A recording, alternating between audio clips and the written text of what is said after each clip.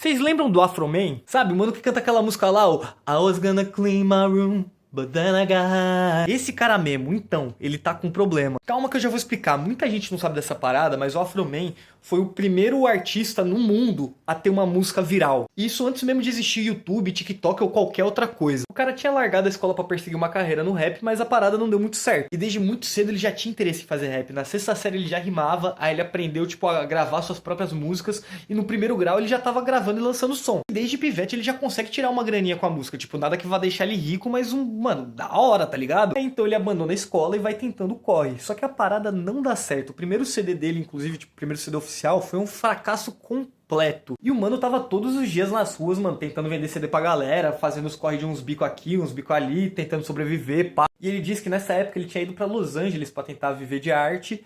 E ele tava completamente quebrado, sem emprego, sem um centavo no bolso, mano, ruim das ideias, quando ele pegou carona com umas gurias pra ir pra um pico. E essas gurias, mano, arrumaram um chosen pra ele degustar. Então depois de degustar a parada, ele pensa pra ele mesmo: pô, mano, quer saber? Tá suave, eu tô quebrado, pá, mas eu tô doidão, então vai dar tudo certo, irmão. Só que como a vida dele não tá dando certo em Los Angeles, ele resolve se mudar pra Mississippi. E lá uma parada muito interessante acontece, porque tenta entender uma brisa. Em Los Angeles, a cena de rap era muito do gangsta rap, tá ligado? Tipo, falar sobre as ruas, sobre a vivência, pá, não sei o quê. E em Mississippi era uma audiência muito diferente, uma audiência mais de festa, de rolê, de curtição, pá. Então o Afroman conseguiu mudar seu estilo pra essa audiência. Então em 1999, enquanto ele degustava um Antônio Fagundes, ele pensou pra ele mesmo: pô, tá aí. Se pá que eu devia manter as coisas mais simples. E foi aí que ele teve a ideia da música Because I Got High. Ele, segundo o próprio Afroman, mano, eu comecei a olhar em volta e eu percebi que eu não tava fazendo muitas coisas que eu tinha que fazer. Tipo, meu quarto tava sujo, minhas contas não tava pagas. Então eu resolvi escrever sobre isso. Ele já tava com uma ideia clara em mente: fazer um último CD e buscar um emprego, porque o bagulho não tava dando certo, mano. Então depois que ele grava o Because I Got High, ele acaba pegando uma carona com umas gurias pra ir numa rave. Só que em vez de entrar na rave, ele ficou no estacionamento tentando vender CD pra molecada. Só que tinha um problema: ninguém queria comprar o CD do cara.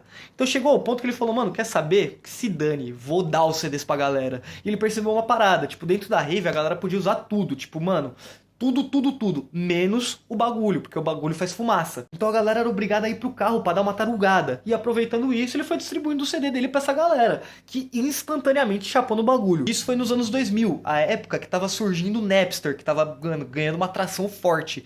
E algumas dessas pessoas que pegaram o CD dele colocaram a música lá no Napster.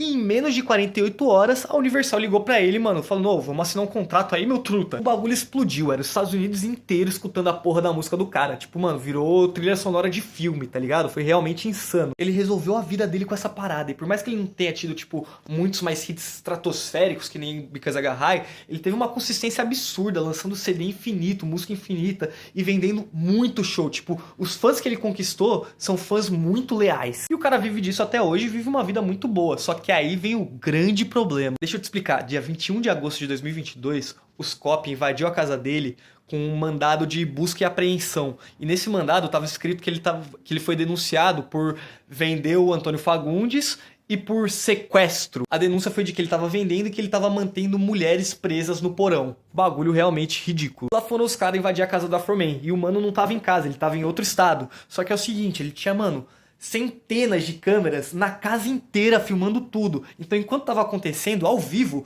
o Afroman tava no carro dele voltando pra casa, vendo tudo no celular, tá ligado? Tipo, que porra é essa? Os caras destruíram o portão de entrada dele, derrubaram a porta de casa, fizeram mó fuzuê, mano. Pegaram $5.000 em dinheiro, não acharam nenhuma vítima de sequestro, nenhum bagulho. Não posso nem mostrar muitas das fotos da câmera de segurança da Afroman, porque os caras tá, mano, completamente equipado, como se estivesse indo pra guerra, tá ligado? Então o TikTok vai derrubar o vídeo se eu mostrar, mas depois procura que o bagulho é louco. O preju foi estimado em $20.000. E aí o Afroman falou com os polícias, falou: mano, na moral, eu tô preso, vou ser preso, qual que é a fita? O cara falou: não, tá de boa, irmão, nós não achou nada, tá seguro.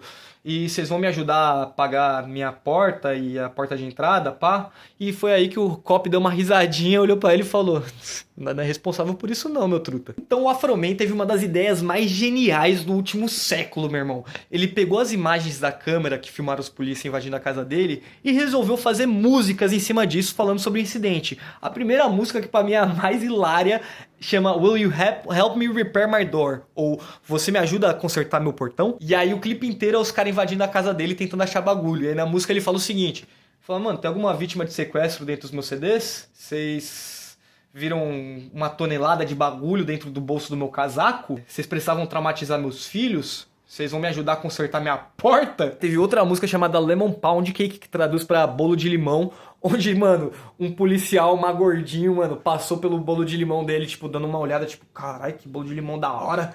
E aí o Afroman fez uma música inteira aloprando esse policial, e não só isso, ele fez camisetas e casacos com a estampa do cara na camisa. Mano, na moral, depois vai lá procurar as músicas que vocês vão rachar o bico, mano. É um dos bagulho mais lindos que existe na face da Terra. Ele conseguiu vender a porta que os caras quebrou por $21 mil no leilão.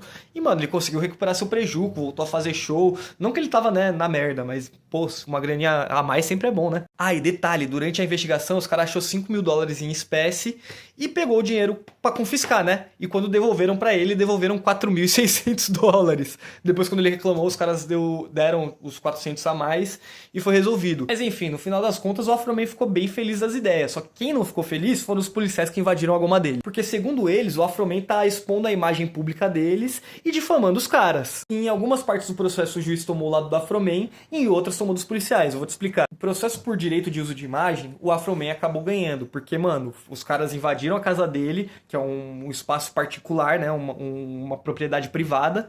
E as câmeras eram do Afroman. Ele tem todo o direito de fazer o que ele quiser com as imagens dentro da propriedade dele. Em relação ao que ele fala nas músicas, ele tá protegido pela expressão artística. Só que aí a gente entra no caso de difamação. E esse caso foi pra frente. Mesmo porque o cara tá vendendo camisa com a cara dos policial, né, mano? O processo ainda tá rolando e a Afroman pode tomar uma multa nervosa. Só que eu espero muito que não. Porque, na moral, ele tá amado que certo, irmão. Mas e vocês também acham que ele tá certo?